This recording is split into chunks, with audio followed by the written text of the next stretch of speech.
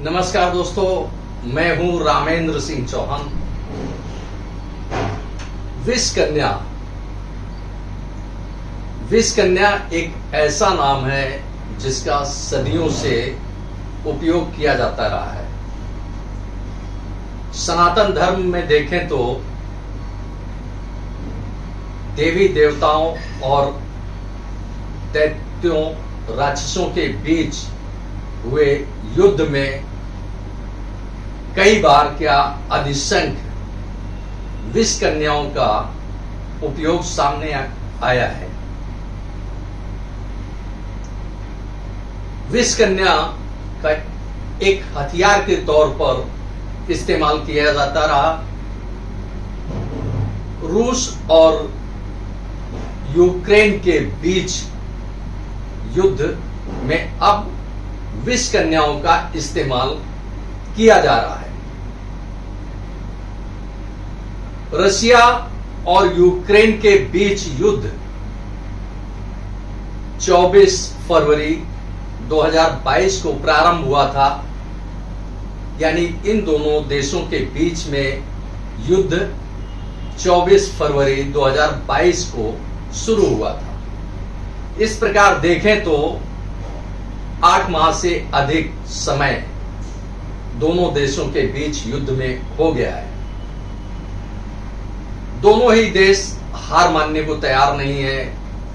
Russia अपने आप को ताकतवर बता रहा है तो यूक्रेन कह रहा है कि हमारा अपना अस्तित्व है जिसे हम खोने नहीं देंगे। रशिया ने अभी हाल में यूक्रेन पर अनाज बम फोड़ा। आप चौंक जाएंगे कि यह अनाज बम क्या होता है। यह अनाज बम ही है कि रशिया से जो अभी तक यूक्रेन को अनाज निर्यात किया जाता था उस पर रशिया के यानी रूस के राष्ट्रपति व्लादिमीर पुतिन ने प्रतिबंध लगा दिया। संयुक्त राष्ट्र के हस्तक्षेप मध्यस्थता के बीच रशिया और यूक्रेन के बीच अनाज का एक समझौता हुआ था जिसके तहत रशिया यूक्रेन को अनाज निर्यात करता था। इस समझौते की अवधि 19 नवंबर 2022 को समाप्त हो रही है। रूस के राष्ट्रपति व्लादिमीर पुतिन ने इस समझौते को आगे बढ़ाने से साफ इनकार कर दिया है। इतना ही नहीं, समझौते को तत्काल प्रभाव से उन्होंने यानी रूस के राष्ट्रपति व्लादिमीर पुतिन ने निलंबित कर दिया है, सस्पेंड कर दिया है। बात यही खत्म नहीं होती है।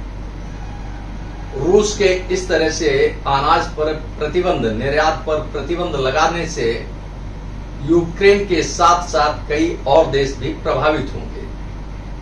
इस तरह से रशिया ने एक तरह से अनाज बम फोड़ा तो यूक्रेन पर, लेकिन उसका प्रभाव कई देशों पर पड़ेगा और दिखेगा। उधर रशिया ने यह अनाज बम फोड़ा तो तत्काल यूक्रेन के राष्ट्रपति वोलोदिमीर जेलेंस्की ने तत्काल एक सेक्स बम फोड़ दिया। जी हां, इसे सेक्स बम ही कहेंगे कि यूक्रेन के राष्ट्रपति ने अपने देश यानी यूक्रेन की महिलाओं, युवतियों को कहा है कि वह सेक्सी कपड़े पहने, भड़काऊ कपड़े पहने और उनका तेवर और उनका अंदाज चीते की भांति हो। यानी वह अपने आप को, यानी यूक्रेन की महिलाएं और युवतियां सेक्सी कपड़े पहने, भड़काऊ कपड़े पहने और उनका अंदाज चीते की तरह तल्ख, तेज और तेवर वाला होना चाहिए। उसकी चंचलता, चपलता देखने लायक हो। इस तरह से दोनों देशों के बीच में अगर रसिया ने अनाज बम फोड़ा तो यूक्रेन ने सेक्स बम फोड़ दिया, जिससे अब रसिया घबराया हुआ है, उसके होश उड़ गए हैं, क्योंकि सैनिकों पर कंट्रोल करना बहुत मुश्किल होगा इन सेक्स बम के सामने। इस तरह की खबरें आई हैं कि यूक्रेन ने जिस तरह से महिलाओं को, युवतियों को युद्ध में आगे आने के लिए एक तैयार किया है कि वह सेक्स बम के रूप में सामने आए, सेक्सी कपड़े पहने, भड़काऊ कपड़े पहने और चीते की तरह हमलावर, आक्रामक और तेज चपल दिखे। इससे निश्चित रूप से कहीं न कहीं रूसी सैनिक प्रभावित होंगे, उनके प्रभाव में आएंगे, जिससे एक बड़ा परिवर्तन भी हो सकता है, बड़ा बदलाव भी दिख सकता है इस युद्ध में। रसिया और यूक्रेन के बीच 8 माह से अधिक समय हो गया युद्ध को। इसी के साथ यूक्रेन के राष्ट्रपति वोलोदिमीर जेलेंस्की ने जर्मनी से कहा है कि उसे वह खास टैंक उपलब्ध कराए, जिससे वह रसिया का मुकाबला कर सके। और अपने, अब यहां गौरतलब है, आपको बता दें और आपसे शेयर कर लें कि इस युद्ध में यूक्रेन के 4 बड़े इलाके रसिया ने अपने कब्जे में कर लिए हैं।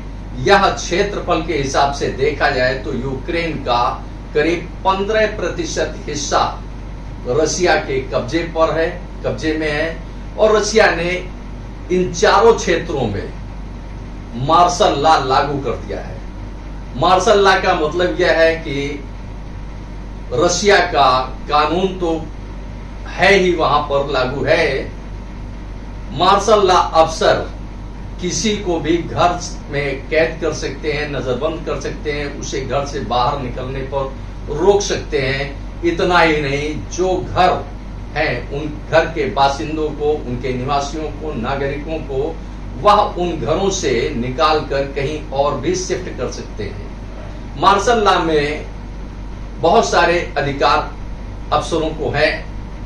इस तरह से पूरा परिदृश्य देखें तो कभी बाजी रसिया के हाथ में दिखती है तो कभी बाजी यूक्रेन के हाथ में दिखती है। जिस तरह से यूक्रेन ने सेक्स बम फोड़ा है, उससे रसिया घबरा गया है। इसके पहले जब उसने अनाज बम फोड़ा था रसिया ने, तो यूक्रेन सहित यूरोप के कई देशों में घबराहट सी दिखी थी। अब यूक्रेन ने जो सेक्स बम, यानी जो महिलाओं को तैयार करना है कि सेक्सी कपड़े पहने, भड़काऊ कपड़े पहने और चीते सी चंचलता, चपलता उनमें हो, यह निश्चित रूप से एक बड़ा दांव है यूक्रेन का रसिया के खिलाफ। उधर जर्मनी ने यह कहा है कि यूरोपीय देशों की रक्षा सुरक्षा के लिए वह हर कीमत चुकाने को तैयार है। लेकिन इसी के साथ ही उसने जेलेंस्की ने, यानी यूक्रेन के राष्ट्रपति जेलेंस्की ने जर्मनी से जो खास टैंक मांगा था, उस पर जर्मनी ने कोई जवाब नहीं दिया है। बात तो यह है कि पहले देखें तो कुछ सालों पहले, कुछ वर्षों पहले देखें तो यूक्रेन का संरक्षक हुआ करता था रसिया, यानी यूक्रेन का माई बाप था रसिया। लेकिन संबंध बनते बिगड़ते देर नहीं लगती है, कुछ ही दिनों में संबंध बिगड़ गए, अब एक दूसरे के जानी दुश्मन बन गए। तो बात यह है कि आप किसके साथ कैसे रिश्ते हैं और वह रिश्ते कब बिगड़ जाते हैं, कब बनते हैं, यह बड़ा मुश्किल होता है देखने में। कोई छोटी सी गलती आपको दुश्मन बना सकती है और बहुत परिश्रम लगता है, बहुत धैर्य रखना पड़ता है किसी से और बहुत रणनीति अपनानी पड़ती है किसी से दोस्ती करने के लिए। अब इसी के साथ जो दुनिया का इस समय मुख्य रूप से जो चल रहा है, रसिया और यूक्रेन का युद्ध, दुनिया की निगाहें इन दोनों देशों पर टिकी हैं, यूरोप पर टिकी हैं, रसिया पर टिकी हैं, अमेरिका पर टिकी हैं, चीन पर टिकी है। अब बात चीन की आती है तो बात भारत की भी होनी चाहिए। भारत के पड़ोसी देशों में मुख्य रूप से पाकिस्तान और चीन दोनों ही बड़े आक्रामक तेवर रखते हैं। ऐसे में जरूरी है कि भारत अपनी सुरक्षा संरक्षा करे। अभी कुछ दिनों पूर्व देखा जाए तो वैसे सामान्य तौर पर देखें तो भारत की जो अंतरराष्ट्रीय सीमा है वह चीन से भी लगती है, पाकिस्तान से लगती है, बांग्लादेश से लगती है, म्यांमार से लगती है, नेपाल से लगती है। लेकिन सबसे अधिक खतरा अगर भारत कहीं महसूस करता है तो वह पाकिस्तान और चीन से महसूस करता है। अब इसी के साथ आपके साथ साझा कर ले कि भारत की अंतरराष्ट्रीय सीमाएं कितनी लंबी हैं। भारत की अंतरराष्ट्रीय सीमाओं पर देखें तो जमीनी स्तर पर देखें तो करीब 15,200 किलोमीटर लंबी है जमीनी रेखा, यानी 15,200 किलोमीटर लंबी है जमीनी रेखा, जिसमें यह अंतरराष्ट्रीय सीमा साझा होती है नेपाल के साथ, म्यांमार के साथ, बांग्लादेश के साथ, पाकिस्तान के साथ और चीन के साथ। अब पूरे परिदृश्य में देखें तो भारत ने अपनी सुरक्षा के लिए अब तक क्या किया और कैसे वह सजग रहता है, क्योंकि पाकिस्तान और चीन के हमलावर और तल्ख तेवर हमेशा भारत को परेशान किए रहते हैं। तो भारत ने सबसे पहले जो रक्षा व्यवस्था के लिए अपनी रणनीति बनाई, इसे एक अच्छा कदम कहा जा सकता है कि भारत ने अपनी सीमा क्षेत्रों को यानी अंतरराष्ट्रीय सीमाओं को बेहतर चाक चौबंद यानी सुरक्षा की दृष्टि से बेहतर करने के लिए जो प्रयास किए हैं, निश्चित रूप से वह काबिले तारीफ है। क्योंकि अगर किसी का घर सुरक्षित होता है तो बाहर वाले की हिम्मत नहीं होती है कि उसके घर में कोई दखल दे दे। भारत ने अभी तक यानी देश के प्रधानमंत्री नरेंद्र मोदी के कार्यकाल में 2014 से अब तक, जैसा कि प्रधानमंत्री बार बार कह रहे हैं अपने संबोधन में, अपनी घोषणाओं में और अपने विचारों में, कि भारत ने अंतरराष्ट्रीय सीमा से लगे हुए इलाकों में, यानी जिस प्रकार से पहले चली भारतमाला, पर्वतमाला, वैसे ही अब चल रही है यह पर्वतमाला, जो भारतमाला, सागरमाला के बाद अब पर्वतमाला चल रही है। पर्वतमाला श्रृंखला में यानी पर्वतमाला के तहत जो सीमा, अंतरराष्ट्रीय सीमा है 15,200 किलोमीटर की, उसमें अब तक 7,000 किलोमीटर से अधिक सड़कें बनाई जा चुकी हैं। यानी सीमाओं के निकट सड़कें हैं, बेहतरीन सड़कें, और सैकड़ों पुल बनाए जा चुके हैं। इतना ही नहीं, अब अगर दूसरी दृष्टि से देखें तो समुद्री सीमा भारत की करीब 7,500 किलोमीटर लंबी है।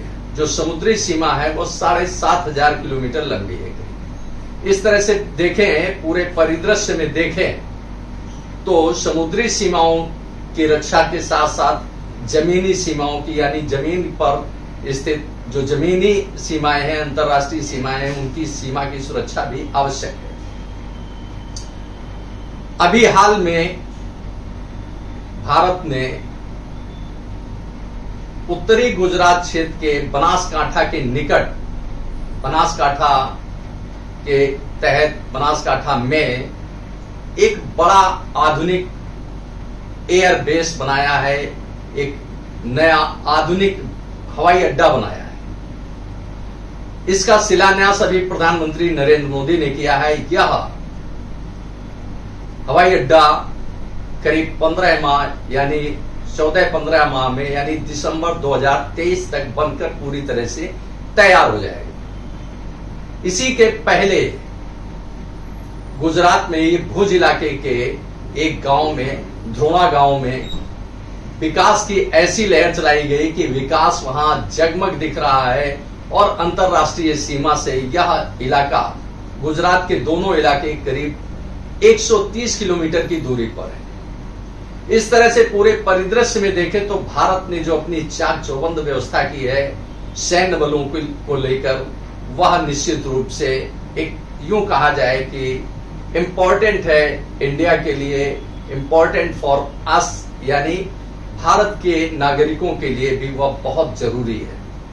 अभी हाल में ही देश के प्रधानमंत्री नरेंद्र मोदी ने उत्तराखंड यात्रा के दौरान माणा गांव के आसपास कई प्रोजेक्ट चालू किए हैं, जिससे अंतरराष्ट्रीय सीमा पर कई विकास कार्य होंगे, जिससे सैनिकों की आवाजाही के साथ साथ नागरिकों को भी आवाजाही में बड़ी सहूलियत होगी। इस प्रकार देखा जाए तो अगर पूरे परिदृश्य में देखें, ग्लोबल लेवल पर देखें, तो जिस तरह से यूक्रेन और रशिया के बीच में पहले मधुर संबंध थे और वह मधुर संबंध बिगड़ने के बाद जो दोनों एक दूसरे के जानी दुश्मन बन गए, तो भारत, चीन और पाकिस्तान को देखें तो भारत के जानी दुश्मन है चीन, जानी दुश्मन है पाकिस्तान।